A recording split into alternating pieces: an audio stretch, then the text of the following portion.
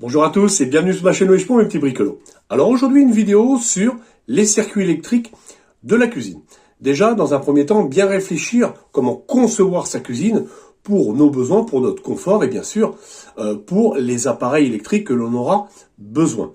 On parlera de la norme C1500, voir un petit peu ce qu'elle nous impose dans cette pièce, voir les circuits spécialisés, les circuits spécifiques, le nombre de prises, etc. Et bien sûr, en ce qui concerne aussi, bien sûr, l'éclairage de cette cuisine. Alors voici toutes ces explications en images. La conception de la cuisine est une étape primordiale lors d'un projet de rénovation ou de construction d'un logement neuf. En effet, la cuisine est au cœur de la maison et fait l'objet de toutes les attentions, que ce soit sur le choix de l'immobilier ou sur le choix de l'électroménager.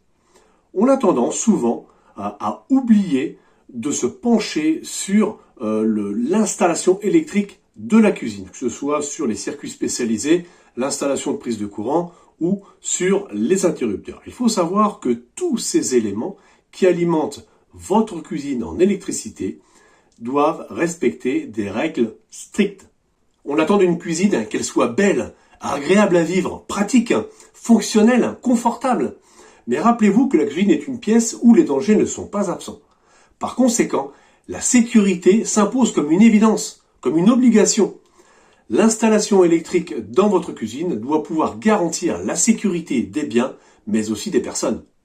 La norme C1500 a pour but de garantir dans votre cuisine un usage quotidien sans risque.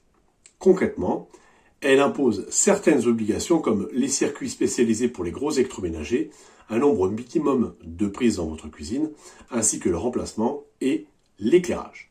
Dans votre cuisine, on aura 3 circuits spécialisés. Le premier sera la plaque de cuisson ou la gazinière, le deuxième, le four, et le troisième, le lave-vaisselle. Alors, premier circuit spécialisé, la plaque de cuisson ou la gazinière. Ce circuit sera câblé en 6 mm carrés et protégé par un disjoncteur divisionnaire de 32 ampères, qui lui sera assuré par un interrupteur différentiel de 30 mA de type A. Deuxième circuit spécialisé, le four. Le four sera câblé en 2,5 mm carrés et protégé par un disjoncteur divisionnaire de 20 ampères, qui lui sera assuré par un interrupteur différentiel de 30 mA de type AC. Pour le troisième circuit, le lave-vaisselle, même chose, câblage en 2,5 mm carrés, disjoncteur divisionnaire de 20 ampères, qui lui aussi sera assuré par un interrupteur différentiel 30 mA de type AC. Il se pourrait aussi que dans certains cas, vous ayez un lave-linge ou un congélateur dans votre cuisine. Donc là aussi, il faudra créer 2 circuits spécialisés supplémentaires, donc câblés en 2,5 mm carrés, que ce soit pour le congélateur ou le lave-linge, sous protection d'un disjoncteur aussi divisionnaire de 20 ampères. Alors en ce qui concerne la hotte, le frigo et le micro-ondes, ils ne font pas partie des circuits spécialisés. On peut les brancher sur un circuit de prise cuisine. Bien sûr, hormis le circuit spécifique de 6 prises qui est obligatoire, que je vais parler juste après. Moi, je vous conseille simplement de leur dédier un disjoncteur, donc de créer un circuit spécifique entre guillemets, c'est-à-dire que pour la hotte qui, elle, doit se trouver donc à 1,80 m du sol et au-dessus de la plaque de cuisson, c'est la seule prise que l'on peut installer au-dessus de cette plaque, donc à 1,80 m, on va lui associer un disjoncteur soit de 10 ampères, soit de 16 ampères, suivant bien sûr la puissance de la hotte. Même chose pour le frigo, on va tirer une alimentation en 2,5 mm carrés, on va lui associer un disjoncteur de 16 ampères dédié simplement pour le frigo. Alors pourquoi un circuit dédié pour le frigo? En cas d'absence, si vous désirez couper quelques disjoncteurs pour assurer la sécurité de votre logement, de votre habitation en cas d'orage, etc., pendant votre absence, vous pouvez très bien laisser le disjoncteur du frigo en fonction pour garder vos alimentations au frais. Alors même chose pour la prise de courant du micro-ondes, on va tirer une ligne en 2,5 mm carrés et on y associera un disjoncteur de 16 ampères. Pour le reste des circuits de prise dans la cuisine, la norme impose une quantité minimale. Pour une cuisine inférieure à 4 mètres carrés, il faudra 3 prises de courant.